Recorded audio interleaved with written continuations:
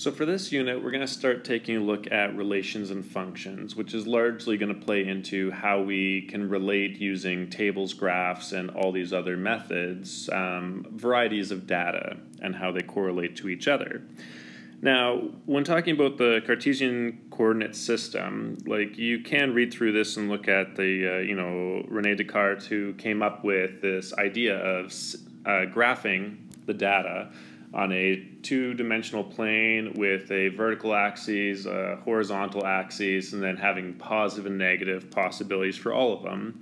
The official term for that is a Cartesian plane, where any time that you have that two-dimensional graph with a x-axis, a y-axis, and then a coordinate system, that's a Cartesian plane.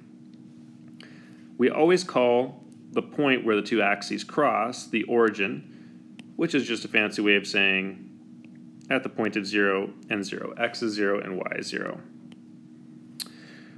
We use a ordered pair for the coordinates, like what I have just wrote there with the 0, 0, where the first number is always going to represent the x value, or the horizontal value, and the second one is going to represent the y value.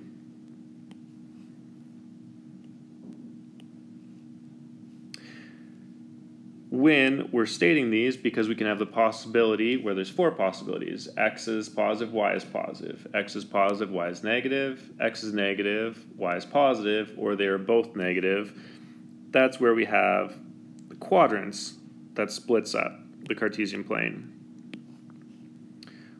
When we're listing the quadrants, we start in the top right, where both of them are positive, and we call that quadrant 1. Then we go counterclockwise to quadrant 2, which means that x is negative and y is positive. Quadrant 3 is where they're both negative, and quadrant 4 is where x is positive and y is negative.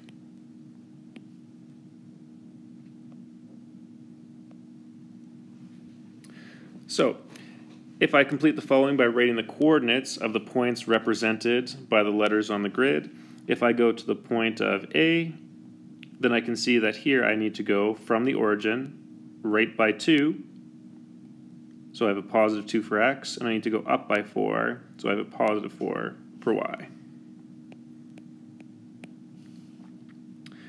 For point B, from the origin I just went 3 to the left, so I went negative 3, and I didn't move up or down, so the y is still at 0.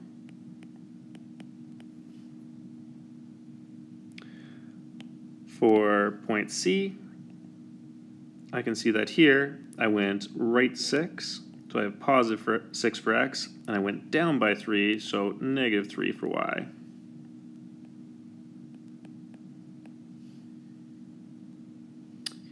For point D,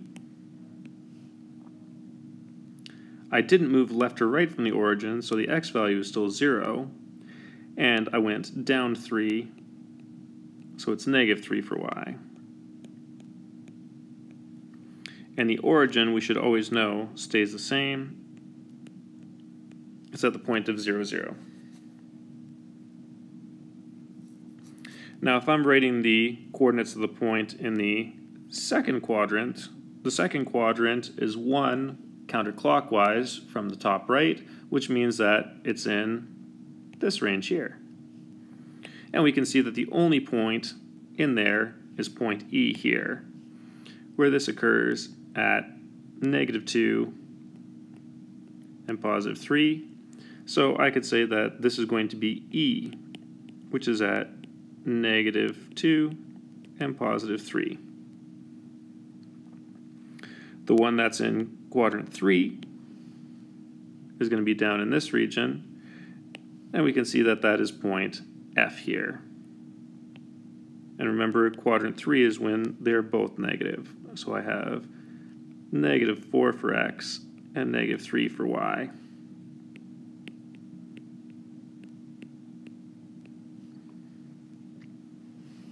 So we know that in quadrant 1, they're both positive.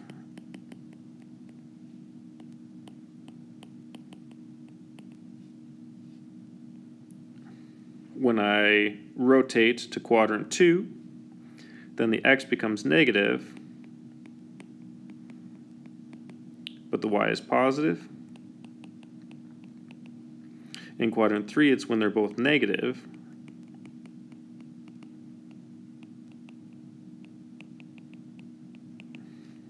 And in quadrant 4, x is positive and y is negative.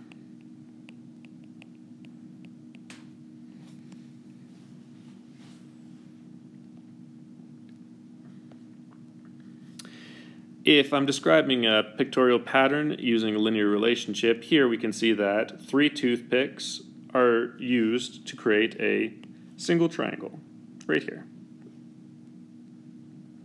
A second triangle is formed by adding 2 more toothpicks to the ones that already existed.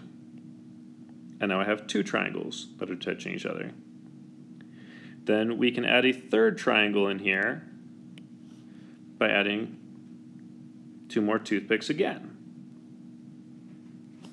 If we're going to continue the pattern, then I'd start with what already existed, where I have the 3 triangles there, and then I'm going to add 2 more toothpicks to create a 4th triangle. And if I have the 4 triangles,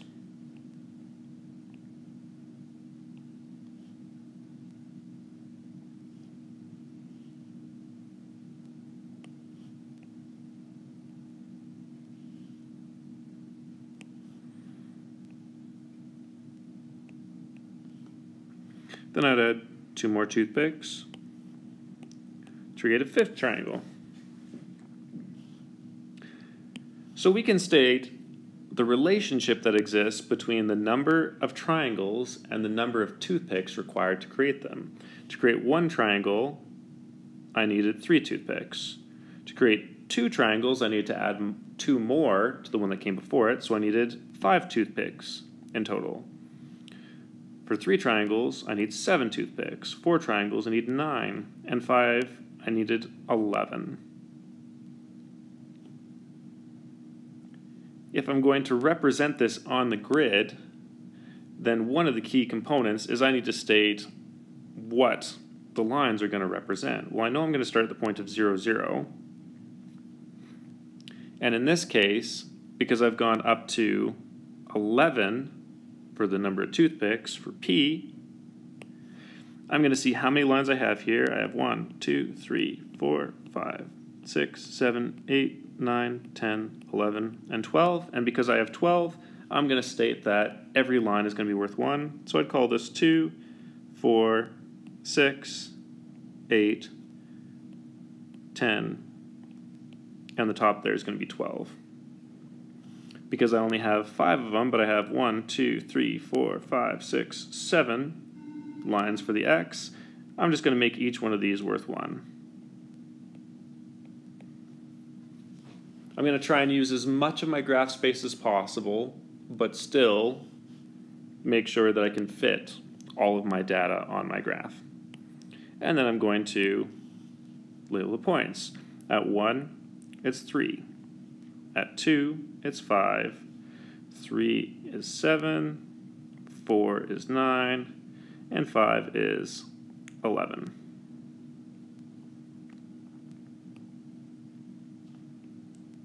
And now I've graphed out all of my data. Now, why does it not make sense to join the points using a straight line? Anytime I join the points using a straight line,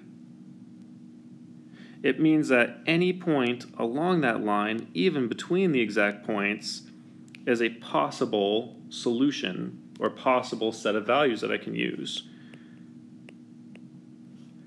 But in this case, it doesn't make sense because the data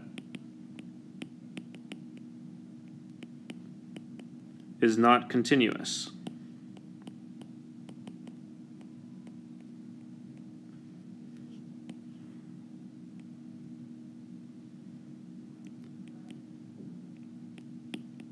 I can't use partial values.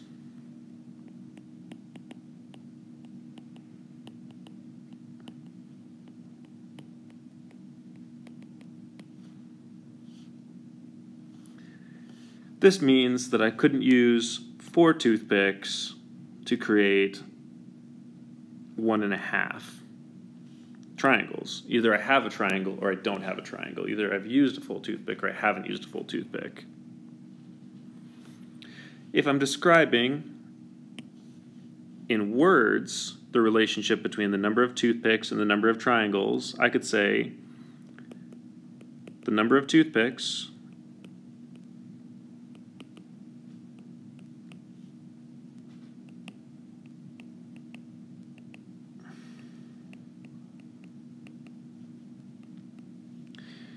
is double the number of triangles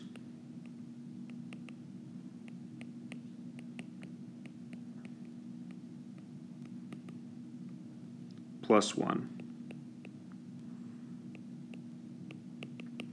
And that works no matter which one I pick. If I took 4, then if I did 4 times 2 for the number of triangles, then it's going to give me 8, plus 1 is going to give me 9, which makes sense. If I did 5 times 2 is 10, plus 1 is 11, and that answer makes sense.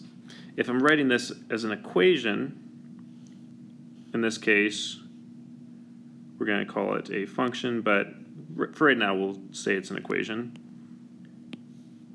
Using the variables that we were given, the number of toothpicks, which we were told is p, is equal to double the number of triangles, so 2 times t plus 1. If that is true, and I use the equation to determine the number of toothpicks, if there are 27 triangles, then p, the number of toothpicks, is going to equal 2, and then any time I substitute a number in for a variable, I'm going to put in brackets, bracket 27 plus 1, which is going to give me 55.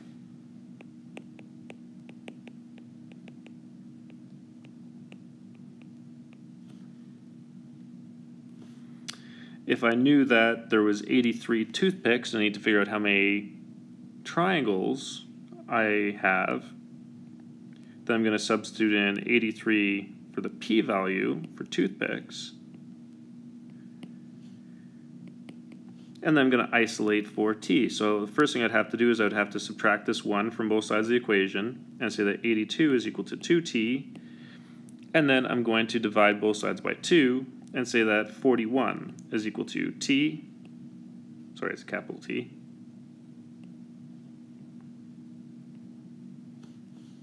which means that I have 41 triangles if there are 83 toothpicks.